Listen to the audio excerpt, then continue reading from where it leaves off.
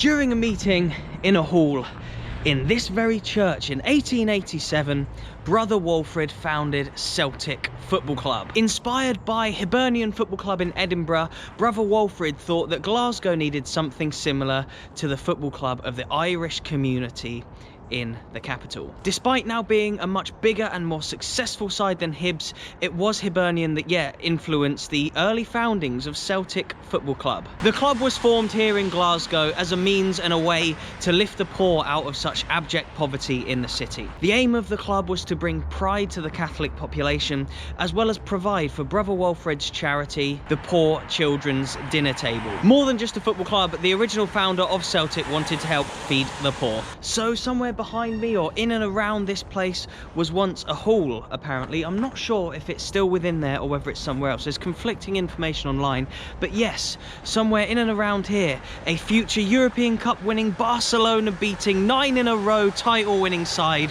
was born. This is the story of Celtic Football Club. I recently did one of these full history of videos on Rangers and it went down quite well. I'm a neutral here in Scotland, so I want to give as much coverage to all the teams, not just Celtic and Rangers, but every other team as well. I'm trying to cram all of the information of the whole Celtic history into one video. Naturally, I'm gonna miss one or two bits, so if I do miss anything important out, let me know in the comments below. Before we get started, please do like this video. Look, I'm right at the heart of where Celtic Football Club was formed. Absolutely amazing to think this is where it all started for them. But before we get into it, please do like this video, subscribe if you aren't already, and follow me on Twitter. I'm fairly new to Twitter. I think I got it that last week. So yes, the first link in the description box will be to my Twitter page. Anyway, it's time we left the place at which Celtic were founded and move on to talk about more of their early history.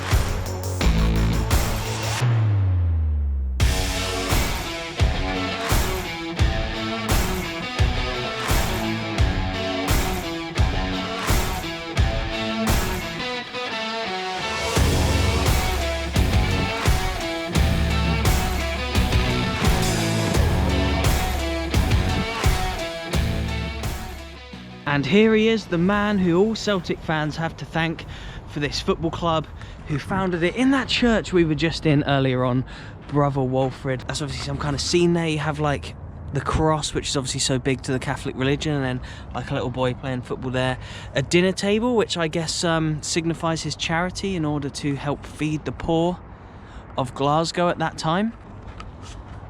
And there to this day, You'll Never Walk Alone, sung by the Celtic supporters. And Walfrid wanted to name the club Celtic as it was intended to reflect the Irish and Scottish roots of the founders and early members of the club. The club has the nickname The Boys, spelt B-H-O-Y-S.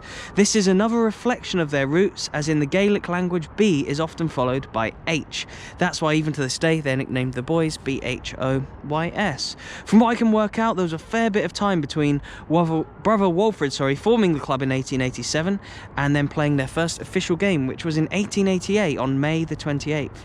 Celtic beat their old firm rivals Rangers 5 5-2 in a friendly, in inverted commas, as if those games are ever friendly. Yeah, and that game against Rangers was their first ever match, and it was played at Celtic Park. Neil McCallum scored the first ever Celtic goal, and around a year later, after that game, Celtic reached their first ever Scottish Cup final. And that was their first ever season competing in that competition as well. And look, there you can see that first man right next to where it says a club like no other.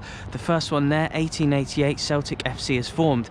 Now, yeah, 1888 is when they played their first game, but I think it was 1887 in which Walfrid had those first early meetings in the church that we were just in. But yeah, back to their early kind of success. They lost that cup final to an already successful Third Lanark team. They lost 2-1 in the final. There he is, look, the founder. But after they lost against Third Lanark, they did win their first cup, a cup called the North Eastern Cup, which isn't around anymore. They beat a team called Cowlares in the final. And in 1892, Celtic finally won their first cup, so about 4 years after their first game, and they beat Queen's Park 5-1 at Ibrox. Queen's Park were the giants of Scottish football at the time, and so this was quite a show of force from Brother Walfrid's early Celtic team. A year later, they won the league for the first time. That was 1893. They beat Rangers to the title by 1 point. And it's amazing to me that, like, hundreds of years later, these two giants of Scottish football are still competing for the league, even after, yeah, coming so close in the 1800s against each other. In 1895, they recorded their biggest ever win, Celtic, an 11-0 victory over Dundee. And that takes me on to the second person who I need to talk to you about in their early history. And there he is there. Willie Maley. From 1897 to 1940 he was here, and that is insane. That is so long. But yes, a few years before the 1900s he came in.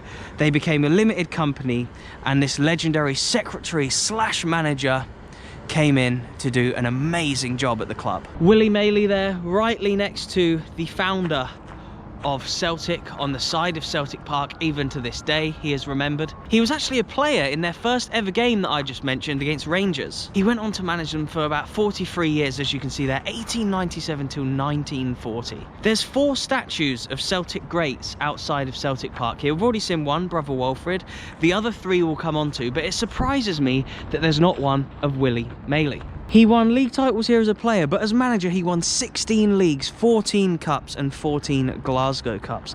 Some achievement that, and one that a lot of you FM players out there would be very proud of, I'm sure. According to some sources, he's the 4th most decorated manager of all time in world football due to the amount of trophies he's won. In this time that he was manager, the Scottish Cup final win against Aberdeen in 1937 was attended by a crowd of almost 150,000 people at Hampden Park in Glasgow. That remains a world record gate for a national final, and also the highest attendance for a football club match in Europe as well, and that was all during Willie's tenure. It was also around this time as well that Celtic's all-time leading goal scorer was banging them in on a weekly basis. James Jimmy McCrory wasn't just the leading goal scorer for Celtic and in Scottish football, but is also the leading British all-time goal scorer in professional games, I believe. He's broken all kinds of records, like scoring 55 hat-tricks in British football, and in one game he even scored 8 goals against Dunfermline. So yeah, Jimmy McCrory was an amazing player here at Celtic. He went on to manage them, but it was the man who succeeded him that went on to give Celtic their best achievement even to this day. Anybody watching this video will know how much this man means to Celtic Football Club, Jock Stein. I've mentioned him before in a few of my videos, from Blantyre Vics to Albion Rovers to Celtic videos. There's a statue of him over there I'll include a shot of just now. And yeah, I don't want to gloss over what he did for the club domestically, so I'll mention it quickly just now. 10 league titles, 8 cups and 6 league cups is what Jock Stein won here domestically. However, much like Willie Maley, Bill Struth over at Rangers, Walter Smith and Neil Lennon in modern times, lots of Scottish managers, or managers up here in Scotland rather, have had great domestic records. But only one man, this man, Jock Stein, has been able to win Europe's biggest prize for a Scottish team. That was when he led the Lisbon Lions in 1967 to the European Cup. I'll include some shots of the stadium, as I've actually been there before Not that I went there for like a Celtic reason or anything like that. I was travelling through Europe at the time, way before I'd ever come and made a vlog in Scotland. And yeah, whilst I was in Lisbon, a team called Belenenses was playing at home. I went along to the stadium, did a bit of research, and that's when I realised that I was in the place at which Celtic had won the European Cup.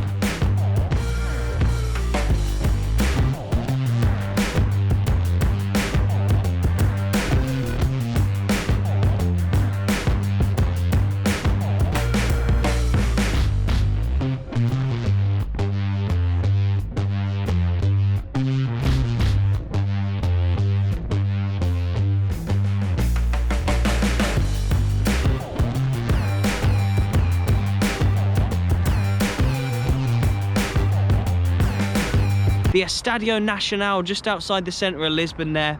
Yeah, it's an amazing traditional old stadium, which to be honest could do with a little bit of modernisation, a little bit of love, a little bit of TLC.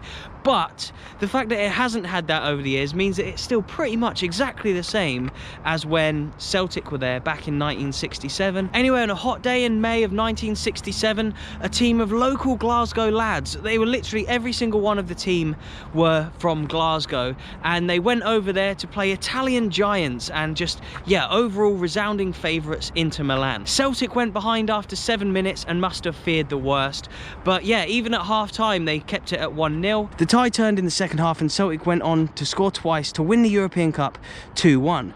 Stevie Chalmers scored the winner 6 minutes from time to bring the European Cup back to Britain for the first ever time under Jock Stein, and there you can see the Lisbon Lions with the cup in 1967. And this is the statue to commemorate Billy McNeill, Celtic's greatest ever player, greatest ever captain, I believe he was voted as.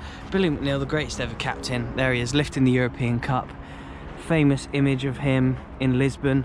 There's the European Cup winning team there, and there's McNeill, immortalised forever, holding the European trophy. And here's Jock Stein with the European Cup winning trophy as well, the man who obviously led the Lisbon Lions. He also has a statue, and his famous quote there, "Football without the fans is nothing." A legend here. And then here is Jimmy Jinky Johnston. I've mentioned him so many times in a lot of my videos. A legend here in Scotland and voted Celtic's best ever player. So yes, 1 Billy McNeill, 2 Brother Walfrid, 3 Jock Stein, 4 Jimmy Jinky Johnston. 4 legends here of Celtic's history who deserve their statues. Yes, it's Celtic, not Liverpool or United or Forest or Villa who were the first British team to win the biggest prize in club football. And look there, to show what Jock Stein means to the club, there is even a stand in his name, as you can see, the Jock Stein stand up there. Celtic went on to compete in another European Cup final in 1970, losing though to Feyenoord at the San Siro. In another weird twist of fate, I've actually seen the European Cup that Feyenoord have in their museum as well, and yeah, I'll include some shots of that. That is the one that they won over Celtic in 1970 at the San Siro. Again, Milan coming into the Celtic European story. They beat Inter in the final and then went and played at Inter's ground, the San Siro, but yeah, lost unfortunately that year in 1970. And yeah, Celtic went on to dominate Scottish football in the 1970s, and in 1974 completed their very first 9 in a row, where yeah, obviously 9 in a row, such a big thing up here in Scotland. And in 1974, that is when Celtic won their 9th title in a row. Celtic continued to have some success in the 80s, and on their centenary year they won the league and cup double. The mid to late 80s and the 90s were okay for Celtic. They did pick up a number of trophies, but yes, the 90s were obviously dominated by Rangers and their 9 in a row, and the 80s, obviously Alex Ferguson was doing his thing up at Aberdeen. So that moves me on to the more modern era. It's obviously completely freezing and my hand's holding these like cameras and stuff.